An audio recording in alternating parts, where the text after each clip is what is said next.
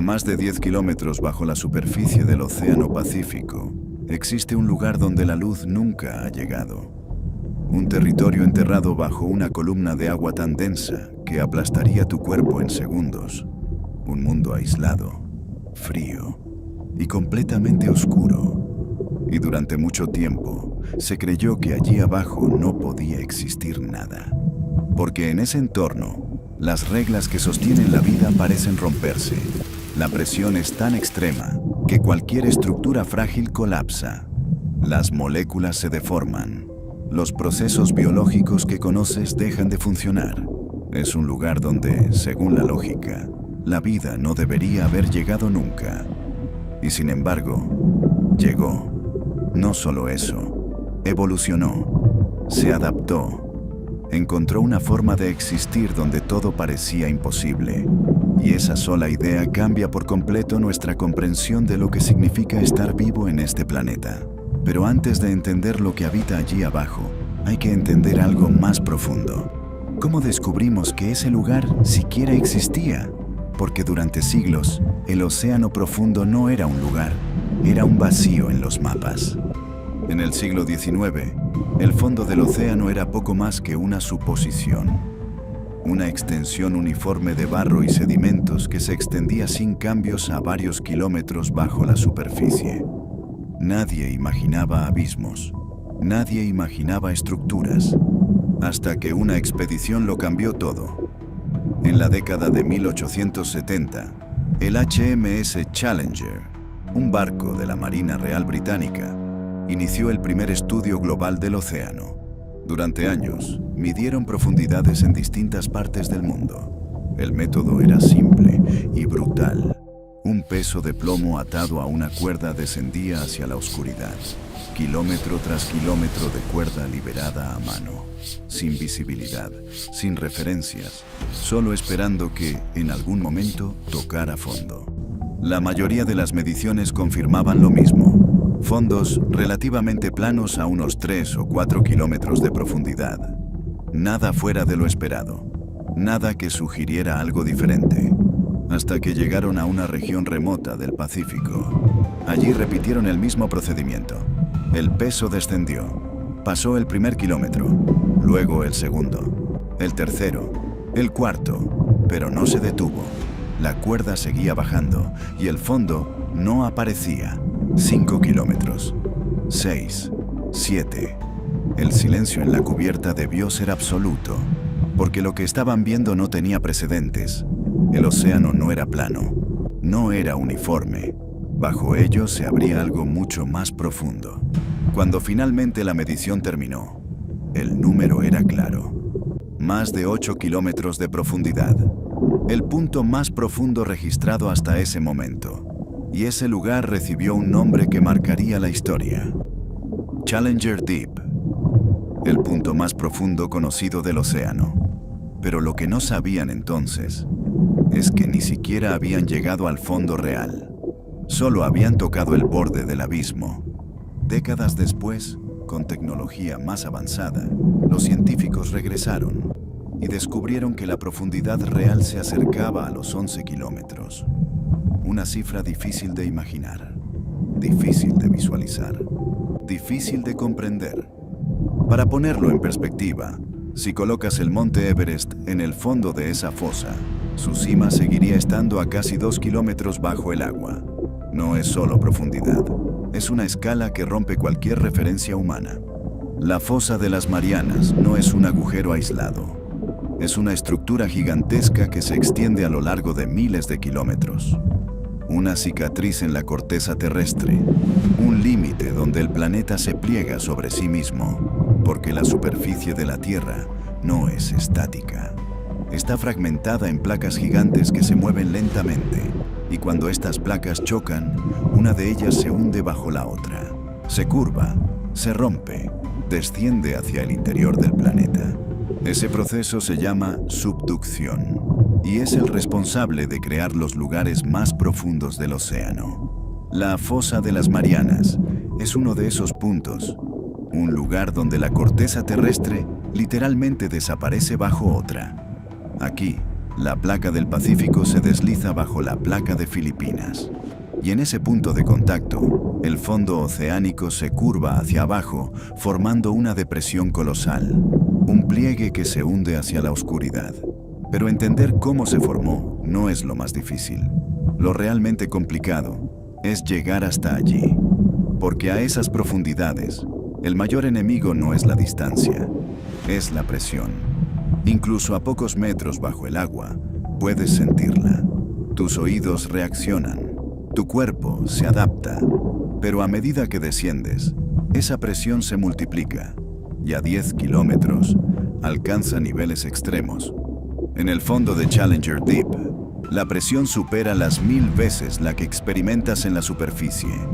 Es como tener toneladas de agua empujando cada centímetro de tu cuerpo, sin pausa, sin alivio. Cualquier estructura con un punto débil colapsaría al instante.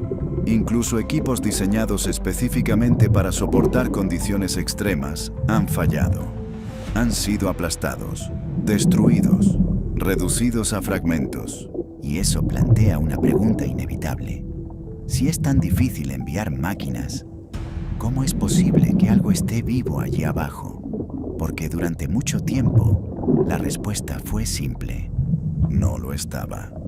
Pero esa idea cambió en 1960, cuando por primera vez, 2 seres humanos descendieron hasta el fondo del océano. No con robots, no con sensores remotos, sino en una cápsula de acero del tamaño de una habitación.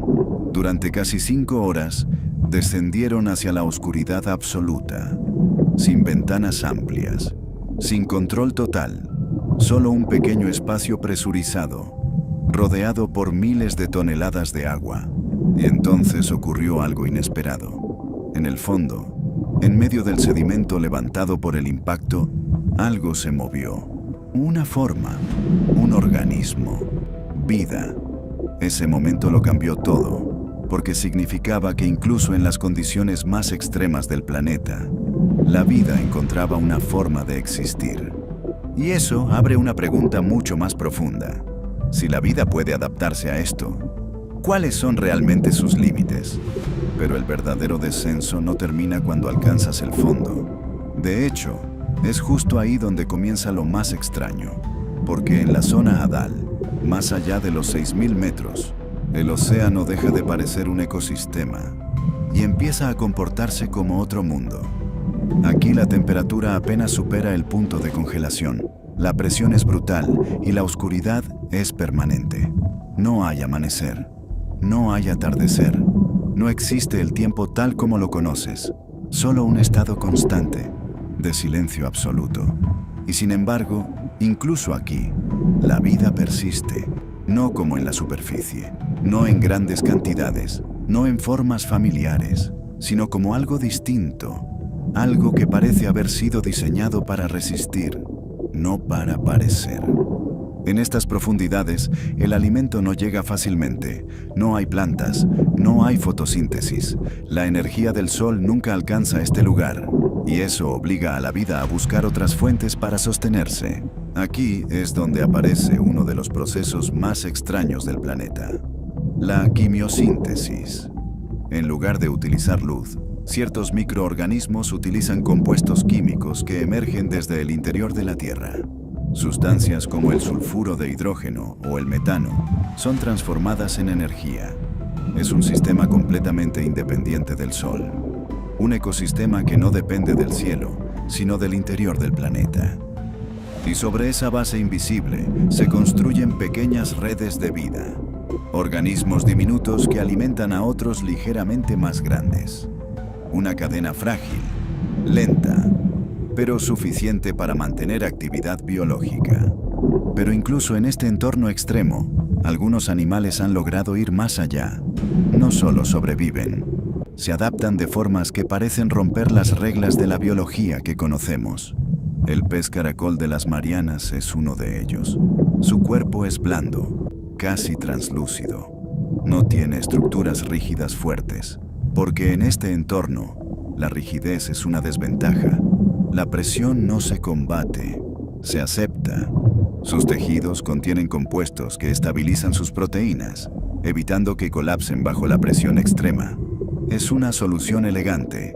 No resiste la presión. Se integra con ella. Pero hay un límite. Un punto donde incluso estas adaptaciones dejan de funcionar. Más allá de cierta profundidad, los peces desaparecen por completo y el ecosistema cambia otra vez.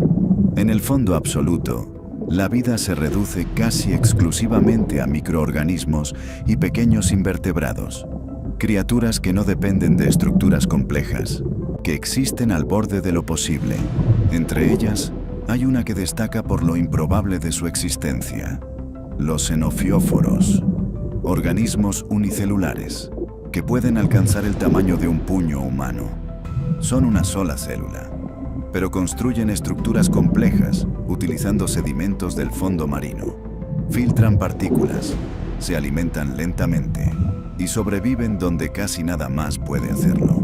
Su importancia va más allá de su tamaño, porque estas criaturas contienen pistas sobre cómo la vida puede resistir condiciones extremas, cómo protege su información genética, cómo se repara a sí misma, y eso tiene implicaciones enormes, no solo para entender nuestro planeta, sino para entender dónde más podría existir vida en el universo. Porque si puede existir aquí, puede existir en muchos otros lugares. Pero hay un problema. Todo lo que sabemos de este mundo es fragmentario, observaciones aisladas, descensos breves, cámaras que permanecen unas pocas horas antes de volver a la superficie. La mayoría de las veces, lo que vemos no es el comportamiento natural de estos ecosistemas, es una reacción. Se coloca un cebo, un pez muerto, y se espera. Los organismos aparecen, se alimentan, son registrados, pero eso no significa que representen todo lo que vive allí. Solo lo que responde, en ese momento, a ese estímulo. Es como intentar entender una ciudad observando solo lo que ocurre alrededor de un único punto. Durante unos minutos. Es insuficiente. Es limitado. Es apenas una pista. Y eso significa que la mayor parte de ese mundo sigue oculta. No porque no exista, sino porque aún no hemos logrado observarla. Entonces, surge una pregunta inevitable. ¿Qué más hay allí abajo? ¿Qué formas de vida aún no han sido vistas? ¿Qué estrategias biológicas aún no comprendemos? Porque si algo ha demostrado el océano profundo, es que la vida no sigue nuestras expectativas. No busca parecerse a lo que conocemos. No se adapta a nuestros límites mentales. Se adapta al entorno. Y el entorno, en este caso, es extremo, es hostil, es completamente ajeno a nuestra experiencia, y por eso, lo que encontramos nos resulta extraño, nos resulta inquietante, no porque sea incorrecto, sino porque no encaja con lo que consideramos normal. Pero quizás ese es el verdadero punto. Tal vez lo que llamamos normal no es una regla universal, es solo una consecuencia de haber evolucionado bajo ciertas condiciones específicas. Luz, temperatura moderada, presión baja, abundancia relativa de energía. Todo lo que define nuestra experiencia no existe allí abajo. Y cuando eliminas esas condiciones, la vida no desaparece, se transforma, se redefine, se reconstruye desde otras bases. Eso es lo que ocurre en la fosa de las Marianas. No es un lugar sin vida. Es un lugar donde la vida ha tomado un camino completamente distinto. Un camino donde la eficiencia es más importante que la apariencia. Donde la resistencia importa más que la complejidad. Donde existir ya es suficiente. Y eso cambia algo más profundo que la biología. Cambia la forma en la que entendemos nuestro propio lugar en el planeta. Porque durante mucho tiempo pensamos que la superficie era el centro, el lugar principal, el estándar, pero la realidad es otra. La mayor parte de la vida en la Tierra existe fuera de nuestra vista, en condiciones que no experimentamos, en entornos que apenas empezamos a explorar. El océano profundo no es una excepción, es la norma oculta. Un sistema enorme que ha estado funcionando durante millones de años, sin necesidad de ser observado. Y cada vez que descendemos un poco más, cada vez que conseguimos una nueva imagen, una nueva muestra, descubrimos algo que no esperábamos. No porque sea imposible, sino porque aún no lo entendíamos. Y esa es la verdadera revelación. No que el océano profundo sea extraño, sino que nuestra idea de lo normal es extremadamente limitada, porque en el fondo del planeta, bajo toneladas de agua, en completa oscuridad, la vida no solo resiste, prospera. Y eso debería hacernos una última pregunta. Si la vida puede existir aquí, en uno de los lugares más extremos de la Tierra, ¿dónde más podría estar esperando sin que lo sepamos?